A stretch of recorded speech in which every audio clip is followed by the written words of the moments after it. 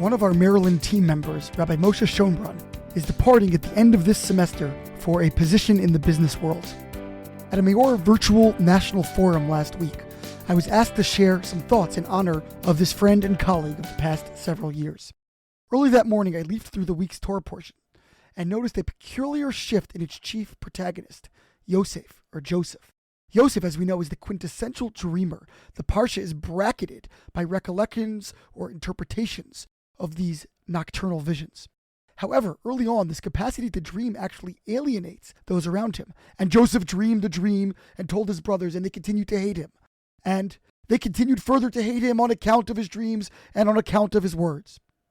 However, once Yosef matriculates down to Egypt, something changes. Suddenly, this young man who could not ingratiate himself with his own family is appointed administrator over the estate of a nobleman, Potiphar.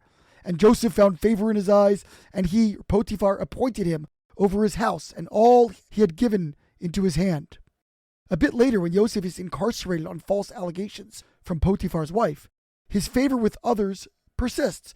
God was with Yosef, and he extended charisma to him, and he gave him favor in the eyes of the warden of the prison. The warden delivered all the prisoners into Yosef's hands, and whatever they did there, he was the one who did it.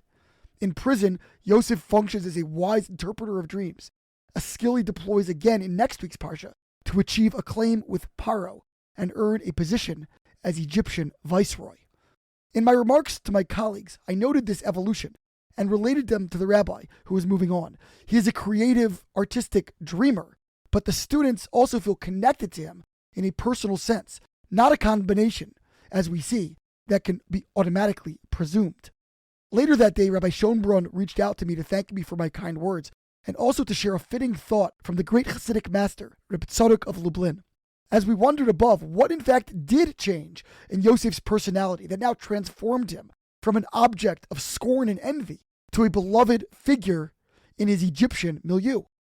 In short, he explains, Yosef had graduated the proverbial school of hard knocks, having been abandoned by his brothers, sold into slavery, accused by his supervisor's wife, and imprisoned. He had ample time and occasion to reflect on the source of his travails, his own relative conceit, and to recognize his need to integrate with others. Yosef possessed rare gifts, the vision to predict his own future and that of others, but was forced to learn how to utilize them without appearing condescending or conceited.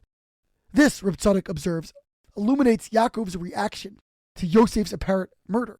He guarded the matter and refused to be consoled because on a deep level he recognized that Yosef would yet actualize his abilities in a more palatable manner.